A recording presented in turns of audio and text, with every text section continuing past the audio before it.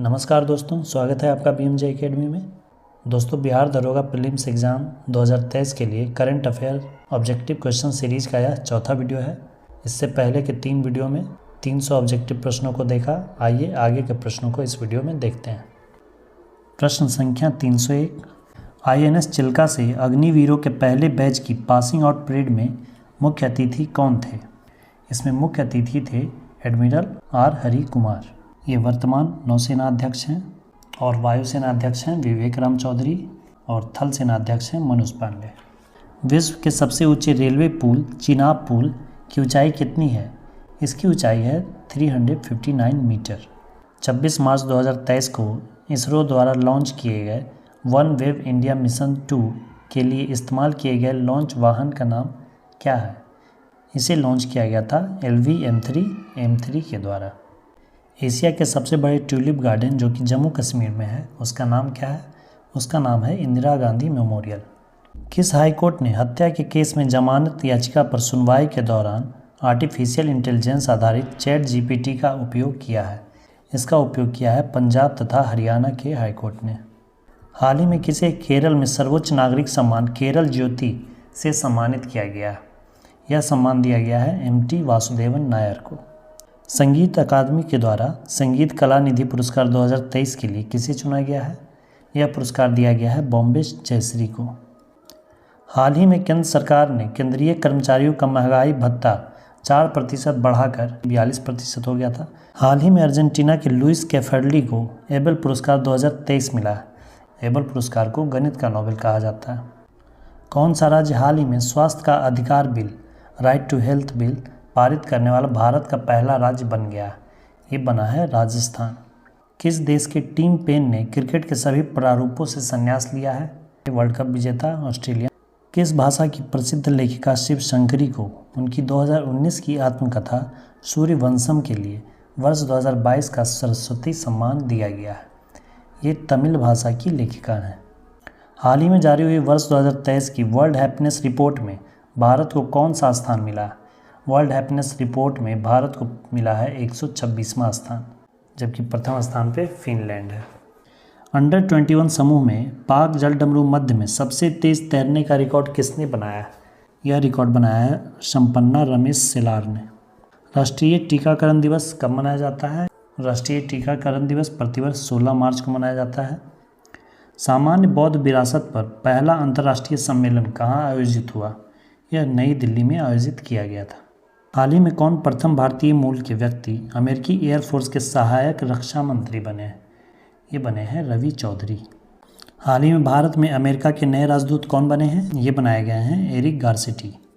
हाल ही में जारी सिपरी की रिपोर्ट के अनुसार दुनिया का सबसे बड़ा हथियार आयातक देश कौन बन गया है?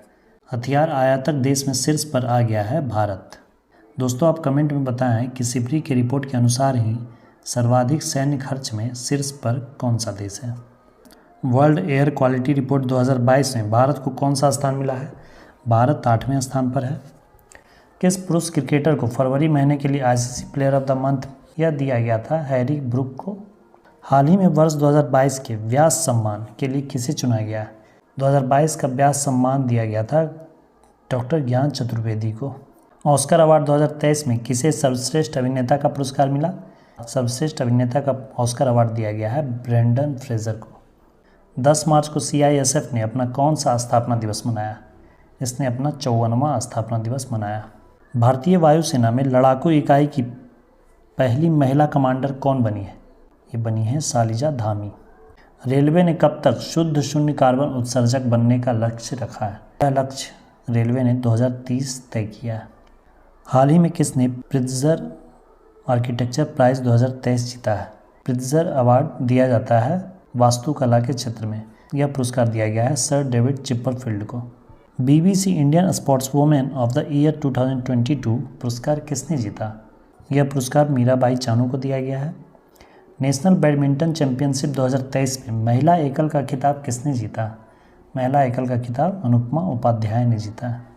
हिकानी जखालू भारत के किस राज्य की पहली महिला विधायक बनी है? ये बनी है नागालैंड की पहली महिला विधायक। हाल ही में किस महिला फुटबॉलर ने FIFA player of the year 2022 पुरस्कार जीता है? एलेक्सिया पुटेलस ने। किस पुरुष फुटबॉलर ने FIFA player of the year 22 का खिताब जीता? ये जीता है लियोनेल मेसी ने, अर्जेंटीना के प्लेयर हैं। फीफा 2022 अर्जेंटीना ने ही जीता था फ्रांस को हराकर। हाल ही में जारी हुई वर्ष 2023 की ग्लोबल इनोवेशन इंडेक्स में भारत को 55 देशों में कौन सा स्थान मिला है? भारत को इसमें 42वां स्थान प्राप्त हुआ है। हाल ही में किस क्रिकेट टीम ने ICC women's T20 world cup 2023 का खिताब जीता? ये जीता है ऑस्ट्रेलिया ने। सेवलॉन इंडिया ने दुनिया का पहला हैंड एम्बेसडर किसे नियुक्त किया गया है? हैंड एम्बेसडर नियुक्त किया गया है सचिन तेंदुलकर के हाथ को। रणजी ट्रॉफी 2022-23 का खिताब किसने जीता? रणजी ट्रॉफी 2022-23 का खिताब जीता सौराष्ट्र ने। और फिर ईरानी ट्रॉफी हुई जिसमें कि रणजी ट्रॉफी का जो विजेता हुआ सौराष्ट्र, उसका बाकी के जो टीम थे जिसे कि शेष भारत कहते हैं, शेष भारत ने जीता सौराष्ट्र को हराकर। जातिगत भेदभाव पर प्रतिबंध लगाने वाला अमेरिका का पहला शहर कौन बना है? ये बना है सिएटल। 95th एकेडमी पुरस्कारों में किस भारतीय फिल्म ने सर्वश्रेष्ठ वृत्त चित्र लघु फिल्म श्रेणी में ऑस्कर 2023 जीता? ऑस्कर 2023 में भारत को 2 अवार्ड मिला है। पहला अवार्ड मिला था RRR फिल्म के गाने नाटू नाटू को बेस्ट ओरिजिनल सॉन्ग में, और दूसरा अवार्ड दिया गया है द एलिफेंट विस्पर्स को शॉर्ट मूवी डॉक्यूमेंट्री के श्रेणी में। 8 मार्च 2023 को किस अभियान थीम के साथ अंतर्राष्ट्रीय महिला दिवस मनाया गया? अंतर्राष्ट्रीय महिला दिवस प्रत्येक वर्ष 8 मार्च को मनाया जाता है और इस वर्ष की थीम थी एम्ब्रेस इक्विटी। किस बैंक ने अपनी पहली इलेक्ट्रॉनिक बैंक गारंटी जारी की है? यह जारी किया है येस बैंक ने। SCO राष्ट्रीय सुरक्षा सलाहकारों की बैठक कहाँ आयोजित की गई है? इसकी बैठक नई दिल्ली में आयोजित की गई थी। अंतर्राष्ट्रीय मुक्केबाजी संघ IBA का उपाध्यक्ष किसे चुना गया? इसके उपाध्यक्ष हैं अजय सिंह। नई दिल्ली में किस देश के दूतावास ने स्पेनिश हिंदी फुटबॉल शब्दकोश का लोकार्पण किया? ये किया है स्पेन ने। फ्लैगशिप प्रोग्राम PM श्री किस मंत्रालय की पहल है? PM श्री शिक्षा मंत्रालय की पहल है। भारत के किस युवा खिलाड़ी ने world youth weight lifting championship में कांस्य पदक जीता है? यह जीता है धनुष लोगानाथन ने। सिलिकॉन वैली बैंक के सभी जमा और ऋण का किस बैंक ने अधिग्रहण किया? इसका अधिग्रहण कर लिया है फर्स्ट सिटीजन्स बैंक ने। हाल ही में इसरो ने network access associated limited OneWeb के कितने सैटेलाइट्स को एक साथ लॉन्च किया? इसने एक साथ 36 सैटेलाइट्स को लॉन्च किया। महिला विश्व मुक्केबाजी चैंपियनशिप में एक से अधिक स्वर्ण पदक जीतने वाली दूसरी भारतीय कौन बनी है? ये बन गई हैं निखत जरीन। वर्ष 2023 के लिए असम का सर्वोच्च नागरिक पुरस्कार असम वैभव से किसे सम्मानित किया गया? यह पुरस्कार दिया गया है डॉक्टर तपन सैकिया को। महिला प्रीमियर लीग 2023 का खिताब किस टीम ने जीता? IPL की तरह ही WPL का पहला संस्करण हुआ था और इस पहले संस्करण का खिताब जीता मुंबई इंडियंस ने। उत्तराखंड सरकार द्वारा किस शहर में स्पोर्ट्स यूनिवर्सिटी स्थापित करेगी? उत्तराखंड हल्द्वानी में स्पोर्ट्स यूनिवर्सिटी स्थापित करेगी। ऑनलाइन टेक्स्ट एडिटिंग प्लेटफॉर्म ग्रामली के CEO कौन बने हैं? इसके CEO बनाए गए हैं राहुल रॉय चौधरी। हाल ही में एशियाई हॉकी महासंघ ने किस देश के हॉकी महासंघ को बेस्ट ऑर्गेनाइजर अवार्ड से सम्मानित किया? भारत के हॉकी एसोसिएशन को बेस्ट ऑर्गेनाइजर अवार्ड दिया गया है। हाल ही में कौन सा देश ब्रिक्स न्यू डेवलपमेंट बैंक का नया सदस्य बना है? नया सदस्य बना है मिस्र। ब्रिक्स मतलब ब्राज़ील, रशिया, इंडिया, चाइना और साउथ अफ्रीका। इसके साथ साथ बांग्लादेश और UAE भी इसका सदस्य था। बांग्लादेश और UAE 2021 में इसके सदस्य बने थे। अब इसका नया सदस्य मिस्र भी बन गया। इस तरह ब्रिक्स के न्यू डेवलपमेंट बैंक में कुल 8 सदस्य हो गए हैं। प्रतिवर्ष दुनिया भर में विश्व जल दिवस कब मनाया जाता है? विश्व जल दिवस प्रत्येक वर्ष 22 मार्च को मनाया जाता है। विश्व जल दिवस की इस वर्ष की थीम थी त्वरित परिवर्तन। G20 sustainable finance working group की बैठक कहाँ आयोजित की गई थी? इसकी बैठक राजस्थान के उदयपुर में आयोजित की गई थी। Call before you dig app को किसने लॉन्च किया? प्रधानमंत्री नरेंद्र मोदी द्वारा लॉन्च किया गया। खनन के दौरान अनावश्यक क्षतियों से बचने के लिए इस ऐप को लॉन्च किया गया। जैसे मान लीजिए कहीं खनन किया जा रहा है तो जो भूमिगत पाइपलाइंस होते हैं जिनमें कि ऑप्टिकल फाइबर केबल्स होते हैं, फिर वाटर लाइंस होते हैं, गैस के पाइपलाइंस होते हैं, और अंडरग्राउंड इलेक्ट्रिक वायर्स होते हैं, तो निर्माण कार्य के दौरान खुदाई के कारण इन सबको क्षति पहुंचती है। इसलिए इस ऐप को लॉन्च किया गया है ताकि जहां कहीं भी ऐसा कार्य हो रहा है तो उससे पहले आप इस ऐप से जानकारी ले लें कि कहां पर कोई पाइपलाइंस है या नहीं, जिससे कि अनावश्यक क्षति होने से बचाव होगा। सऊदी अरब ग्रैंड प्रिक्स 2023 का टाइटल किसने जीता? यह जीता सर्जियो पेरेज ने। कॉफ़ी हाउस कंपनी स्टारबक्स के CEO का पदभार किसने ग्रहण किया? इसका उत्तर लक्ष्मण नरसिम्हन होगा। ISSF विश्व कप निशानेबाजी चैंपियनशिप में पुरुषों की 10 मीटर एयर पिस्टल स्पर्धा में किसने गोल्ड मेडल जीता? इसमें सरबजीत सिंह ने गोल्ड मेडल जीता। अमेरिकी राष्ट्रपति जो बाइडेन ने किस भारतीय अमेरिकी अभिनेत्री को नेशनल ह्यूमैनिटी मेडल प्रदान किया? यह मेडल प्रदान किया गया है मिंडी कलिंग को। वित्तीय संकट से जूझ रही Swiss bank Credit Suisse bank का अधिग्रहण किसने किया? इसका अधिग्रहण कर लिया है UBS ग्रुप ने। हाल ही में किसने इंडियन वेल्स मास्टर्स का सिंगल टाइटल जीता है? यह टाइटल जीता है कार्लोस अल्कराज ने। विंबलडन ओपन 2023 के भी खिताब कार्लोस अल्कराज ने ही जीता था और बाकी के तीनों ग्रैंड स्लैम नोवाक जोकोविच ने जीता। ATP मास्टर्स 1000 का खिताब जीतने वाले सबसे उम्रदराज खिलाड़ी कौन बन गए? ये हैं रोहन बोपन्ना। किस देश ने हाल ही में राष्ट्रीय सिनेमा रणनीति शुरू की है? यह शुरू किया है UAE ने, संयुक्त अरब अमीरात ने। PM मित्र मेगा टेक्सटाइल पार्क कितने राज्यों में स्थापित किए जाएंगे? PM मित्र मेगा टेक्सटाइल पार्क कुल 7 राज्यों में स्थापित किए जाएंगे, जिनमें से तमिलनाडु, तेलंगाना, कर्नाटका, महाराष्ट्र, गुजरात, MP तथा UP, इन 7 राज्यों में PM मित्र मेगा टेक्सटाइल पार्क स्थापित किए जाएंगे। स्काई ट्रैक्स द्वारा जारी दुनिया के टॉप एयरपोर्ट्स की लिस्ट में कौन सा एयरपोर्ट टॉप पर रहा? इसमें टॉप पर रहा है सिंगापुर का चांगी एयरपोर्ट। नेपाल के तीसरे उपराष्ट्रपति के रूप में किसने शपथ ली है? नेपाल के तीसरे उपराष्ट्रपति बने हैं राम सहाय प्रसाद यादव। पुष्प कमल दाहाल प्रचंड ये नेपाल के प्राइम मिनिस्टर हैं और नेपाल के राष्ट्रपति हैं रामचंद्र पौडेल। कौन सा बैंक मुंबई इंडियंस का ऑफिशियल बैंकिंग पार्टनर बना है? मुंबई इंडियंस का ऑफिशियल बैंकिंग पार्टनर बना था IDFC फर्स्ट बैंक। केंद्रीय गृह मंत्रालय ने किस सुरक्षा बल में पूर्व अग्निवीरों के लिए 10% आरक्षण की घोषणा की है? यह घोषणा CISF ने की है। हाल ही में इंटरनेशनल पब्लिकेशन सेंट्रल बैंकिंग ने किसे गवर्नर ऑफ द ईयर 2023 से सम्मानित किया है? ये RBI के वर्तमान गवर्नर शक्तिकांत दास, इन्हें ही गवर्नर ऑफ द ईयर 2023 से सम्मानित किया गया है। नए आर्टिफिशियल इंटेलिजेंस चैटबॉट GPT-4 को किसने लॉन्च किया है? इसे OpenAI कंपनी ने लॉन्च किया है। GPT का फुल फॉर्म भी पूछा जा सकता है। GPT का फुल फॉर्म होता है जनरेटिव प्री ट्रेन्ड ट्रांसफॉर्मर्स।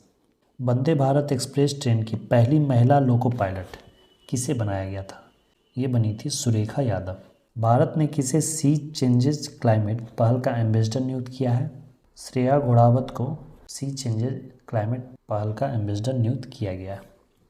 किस कंपनी को हाल ही में RBI की ओर से इंफ्रास्ट्रक्चर फाइनेंस कंपनी का दर्जा मिला है?